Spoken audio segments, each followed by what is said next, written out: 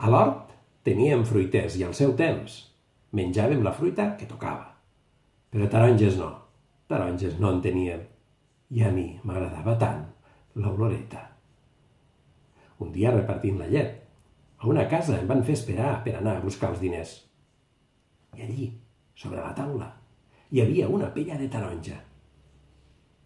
Vigilant que no em veiés ningú, en vaig trencar un tros i me'l vaig posar a la butxaca.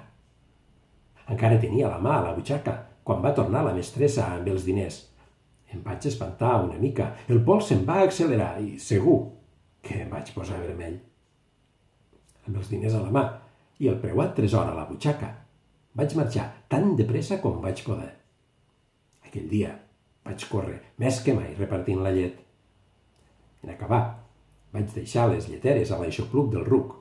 Vaig seure al banc de pedra sobre el que pujava per carregar els sarrions. Vaig treure la pella de la butxaca. La vaig olorar i amb ossos molt petits per fer-la durar me la vaig menjar.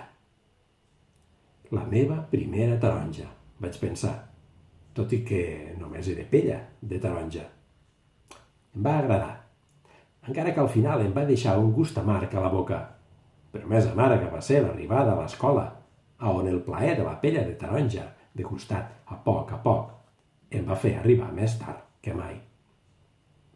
Des de llavors, aquell gust amarg em va quedar associat a la taronja, i quan vaig menjar-me la primera, em va sorprendre, perquè era més àcida que amarga, que no n'era gens. I quan vaig acabar de menjar-me els galls, vaig emprendre la pell. Aquell era el gust autèntic de la taronja per a mi. Ara, a molts anys de distància d'aquells fets, encara, quan menjo una taronja, en acabar, he de mossegar la pell.